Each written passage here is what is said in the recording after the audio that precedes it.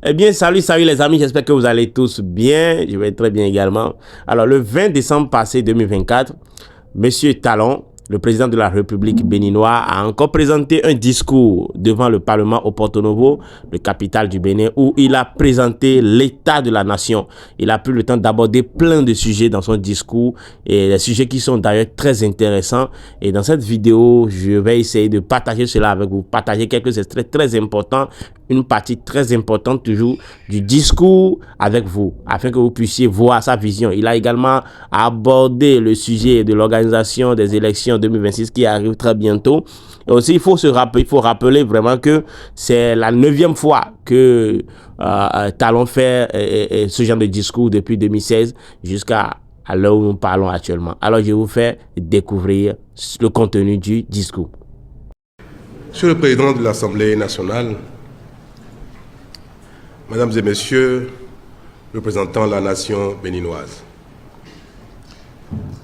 au titre de mon second mandat, c'est bien la première fois que je viens vous entretenir sur l'état de la nation. C'est avec honneur que je veux accomplir ce devoir républicain. Cet exercice, régulièrement fait au cours des 5 années écoulées, nous a donné l'occasion d'observer, dans chaque domaine, que si nous n'avons pas encore atteint l'idéal attendu, nous avons résolument amorcé une phase de développement global qui fait que notre pays se porte de mieux en mieux. Cela est désormais un acquis indéniable. Ce qui est davantage un acquis fondamental au mérite de nous tous, c'est ce nouvel état d'esprit qui nous caractérise et que je ne cesse d'évoquer. C'est lui qui nous permet de faire valoir dorénavant qu'impossible n'est pas béninois et qu'à force de volonté, de rigueur dans l'action publique, nos plus grandes ambitions pour notre pays peuvent être réalisées. En ce début de nouveau mandat, j'observe combien cet état d'esprit est resté constant chez chacun de nous, citoyens comme gouvernants. Mais, Monsieur le Président de l'Assemblée nationale, Mesdames et Messieurs les députés, autant nous avons des motifs d'assurance quant à la poursuite de notre marche vers le progrès collectif, autant nous devons rester lucides pour observer et traiter les obstacles qui menacent de l'entraver. À ce propos, je me dois de partager avec vous les 2 défis majeurs qui se posent à nous en ce moment. Ils sont bien d'ordre sécuritaire et sanitaire. Du point de vue sécuritaire, nous le savons tous, ces dernières années, nous avons engagé des réformes et accompli des investissements et consenti des investissements importants pour équiper nos forces de défense et de sécurité afin de garantir davantage la sécurité des personnes et des biens sur toute l'étendue du territoire national. Ce que beaucoup ne savent pas encore, peut-être, c'est que depuis 2 ans au moins, nous avons déployé un important dispositif de prévention dans nos communes frontalières où la menace terroriste, en raison des développements observés dans des pays limitrophes, est forte. Tant le phénomène a pris de l'ampleur chez certains de nos voisins. Nous l'avons fait, s'il vous plaît, pour prévenir ou éviter au maximum les incursions chez nous. Parce qu'il faut bien le dire, la situation dans la sous-région est très préoccupante. Une telle anticipation a fait ses preuves, car c'est le lieu de le dire, ce ne sont ni les velléités ni les tentatives qui ont manqué depuis lors.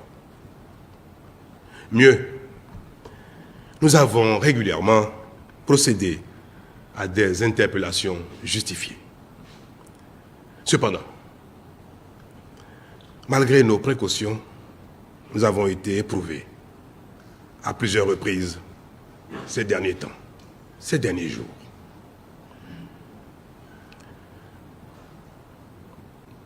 Je voudrais ici, au nom de la République, saluer la mémoire de nos soldats et réitérer notre solidarité aux blessés ainsi qu'aux populations affectées.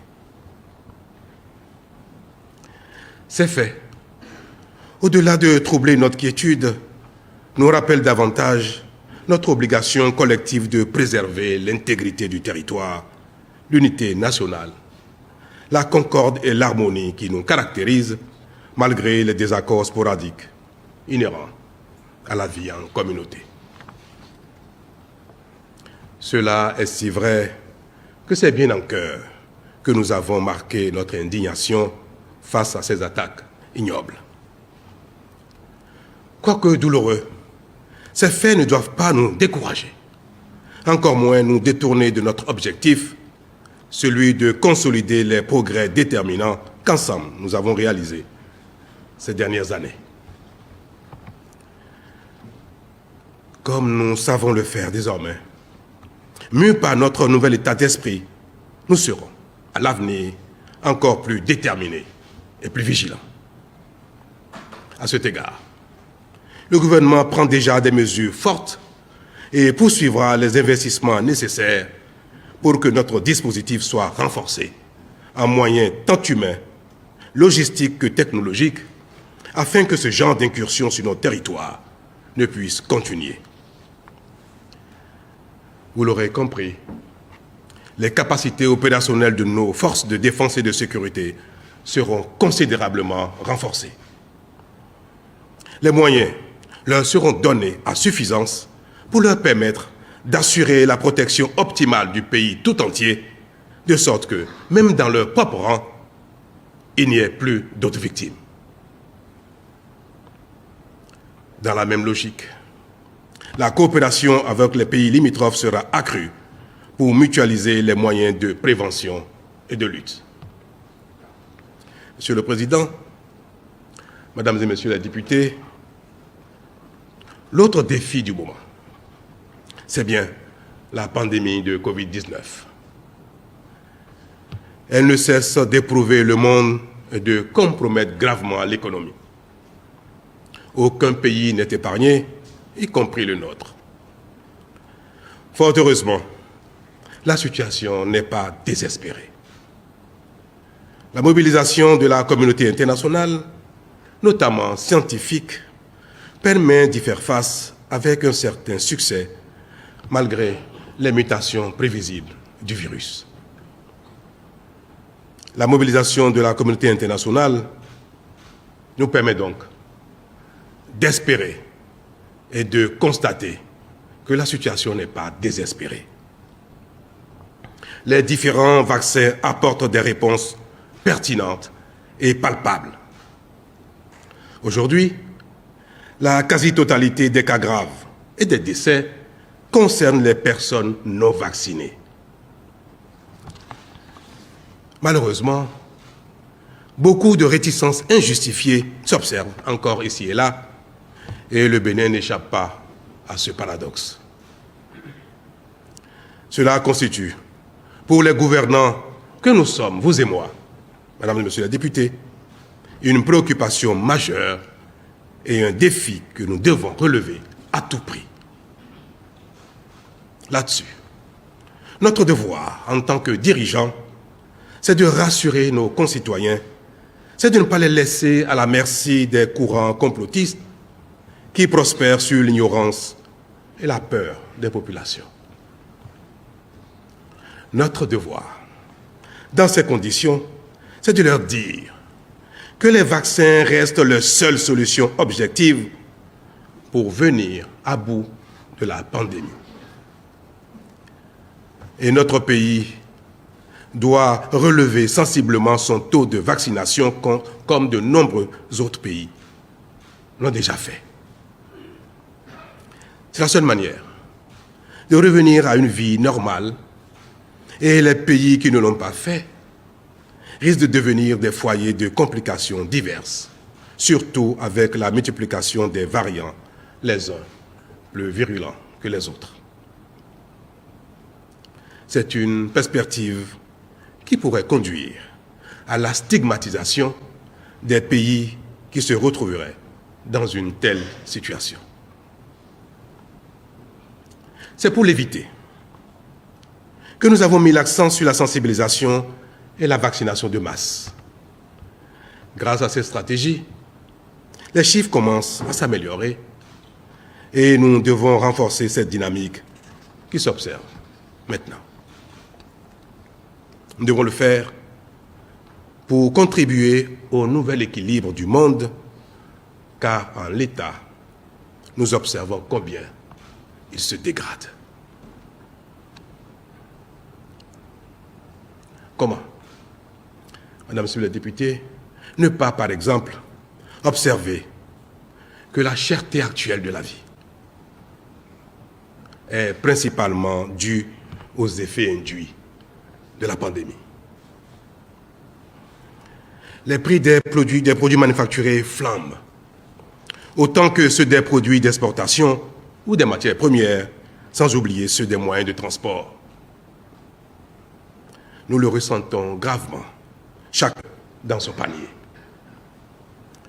Alors même que les droits de douane, les taxes et les impôts n'ont connu aucune augmentation dans notre pays et que par ailleurs, les performances de notre agriculture sont remarquables en matière de production vivrière notamment. C'est le signe que le monde est rentré dans un cycle de cherté rarement observé. Nous sommes victimes d'une situation globale et c'est la lutte victorieuse contre la pandémie qui aidera principalement à inverser cette tendance à la cherté de la vie.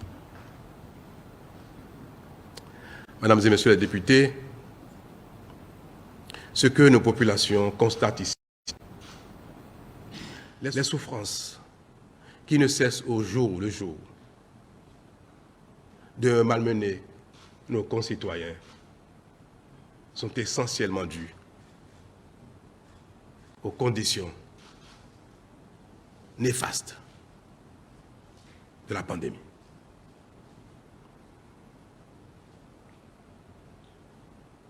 Le Bénin doit jouer sa partition pour le recul de ce mal. À défaut, soit nous serons stigmatisés, isolés, soit le chèque sera universel et la vie sera de plus en plus difficile, encore plus difficile pour les uns et les autres. Cela n'est pas à souhaiter, comme je l'ai dit tout à l'heure, la situation n'est pas désespérée. Le Bénin doit jouer sa partition et nos dirigeants, vous et nous, devons tout faire pour que cette partie du monde qu'est le Bénin contribue efficacement à la lutte contre la pandémie. Ainsi, sommes-nous donc solidaires des efforts qui se font partout. Ou alors, je dirais plutôt, ainsi, devons-nous être solidaires des efforts qui se font un peu partout, tant que la Covid-19 restera un problème mondial. Mesdames et Messieurs, les grands équilibres seront compromis, mais principalement dans les pays les moins développés. Monsieur le Président, Mesdames et Messieurs les députés, fort heureusement, nous sommes suffisamment édifiés désormais pour savoir que même face à l'adversité la plus redoutable, le Bénin doit continuer à écrire les belles pages de son histoire. Pour ce faire, seul l'effort permanent, la détermination résolue, la volonté de bien faire, la maîtrise du cap fixé et l'obsession d'y arriver sont les conditions de la réussite. Celles-ci nous aideront à relever le défi du développement socio-économique qui implique l'amélioration durable des conditions de vie. À cet effet, Mesdames et Messieurs, tous les chantiers engagés pour structurer et moderniser notre pays seront poursuivis et de nouveaux seront lancés.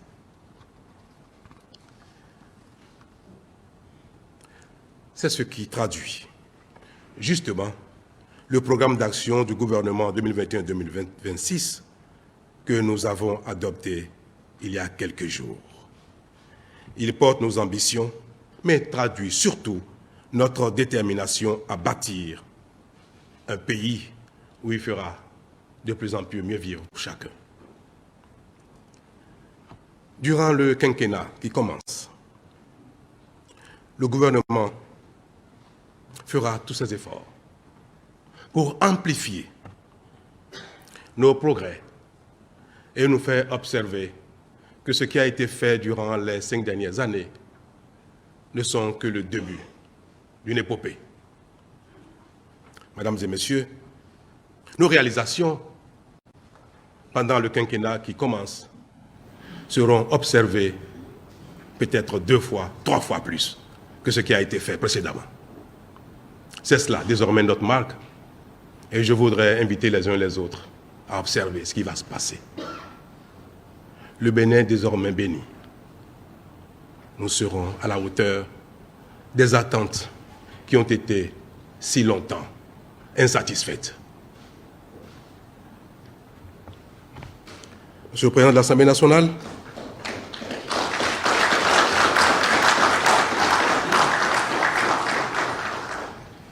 Monsieur le Président de l'Assemblée nationale, Mesdames et Messieurs les députés, je disais tout à l'heure, à l'entame de mon message, que c'est mon tout premier discours sur l'état de la nation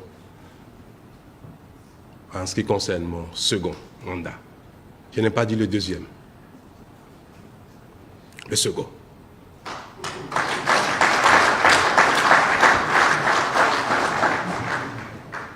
Vous comprenez, Monsieur le Président de l'Assemblée nationale, Mesdames et Messieurs les députés, quelle est ma détermination pour faire en sorte que l'élan de ce qui a commencé ne s'essouffle. Pour faire en sorte que dans tous les domaines de vie, aussi bien en ce qui concerne nos besoins essentiels de base, comme l'eau, l'électricité, les infrastructures routières, la santé, l'école, nous allions le plus loin possible afin que plus jamais cela ne figure dans les revendications, dans les requêtes de nos concitoyens. Mais ce que nous ferons et qui permettra à notre pays, à nos concitoyens, de constater qu'au-delà des infrastructures de survie, ils peuvent mieux vivre, c'est investir pour améliorer le quotidien de chacun, notamment dans son assiette. Nous allons œuvrer de sorte qu'il y ait de plus en plus d'emplois pour nos enfants, pour nos jeunes, pour nos seniors qui malheureusement ont passé leur vie à espérer avoir un emploi. Le temps qui nous reste, Mesdames et Messieurs, de l'Assemblée, pour ce second quinquennat sera suffisant pour impulser tout cela et donner désormais à notre pays une réponse positive, un espoir, enfin, que notre pays est dans nos mains, que notre destin est dans nos mains et qu'au Bénin, il commence à faire bon vivre.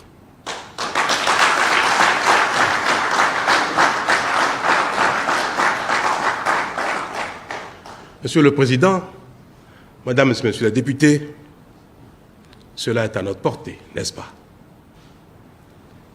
C'est bien notre challenge le plus passionnant. Nous y tenons, nous y arriverons.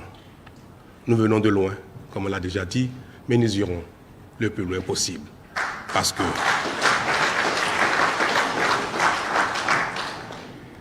que notre état d'esprit le permet désormais. Unis, nous sommes capables de relever ce défi. Gardons donc le cap. Je vous remercie.